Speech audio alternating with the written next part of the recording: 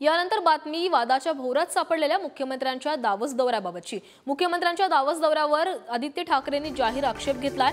घटनाबाह्य मुख्यमंत्री 50 लोकांचा वैयक्तिक ताफा घेऊन दावोसला चाललेत असा आरोप आदित्य ठाकरेंनी केलेला आहे। दौऱ्याच्या नावावर मुख्यमंत्र्यांची ही सुट्टीच आहे असं देखील आदित्य ठाकरे म्हणाले। पती पत्नी जास्तीत जास्त समजू शकतो, परंतु त्यांच्यापैकी काहींसाठी त्यांच्या मुलांना देखील ही सुट्टी असल्याप्रमाणे सोबत घेतलं जातंय। जवळपास 70 लोक आहेत किंवा कदाचित दौऱ्याच्या नावावर ही खरोखरच सुट्टी असेल असा देखील आरोप आदित्य ठाकरेंनी केला आहे।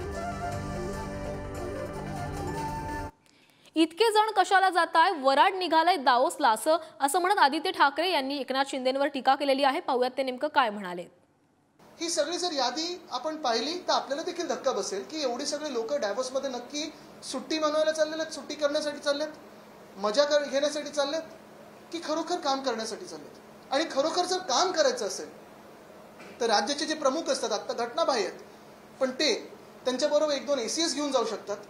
ज्या खात्याशी MOU आहे ते निगडीत खात्याशी लोक घेऊन जाऊ शकतात। एक जरी घेऊन गेलं तरी बस असतं। सही करायला किती लोक पाहिजेत?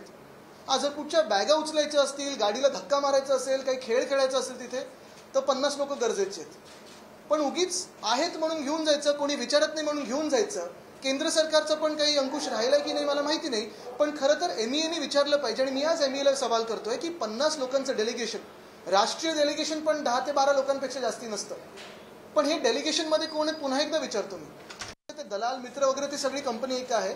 50 लोकांचं ऑफिशियल डेलिगेशन आहे। माझ्या माहितीप्रमाणे खूप वेळा असं असतं की नवरा किंवा बायको, स्पाऊस म्हणून कोणीतरी एक जाऊ शकतं। ते ठीक आहे, चला ते पण मी मान्य करतो। मुलांना पण घेऊन चाललेत म्हणजे तुम्ही 70 लोकांचं हे पूर्ण जे वराड निघालं, लंडनला नाटक होतं ना तसं वराड निघालंय डॅव्होसला, असं सगळं चाललंय।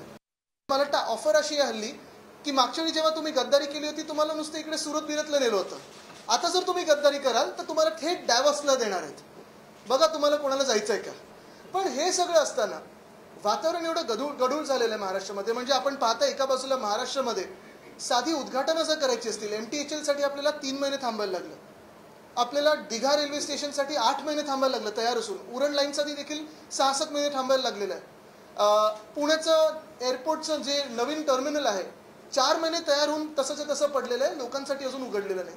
हे सगळं एका बाजूला असताना मुख्यमंत्र्यांचं लक्ष कुठेही मुंबईत नाही, महाराष्ट्रात नाही, पण परदेशी दौऱ्यावर जात असताना जिथे तुम्हाला 5 की 6 लोक जाऊ शकता आणि MOU सही करू शकता तिथे एवढी लोक कशाला?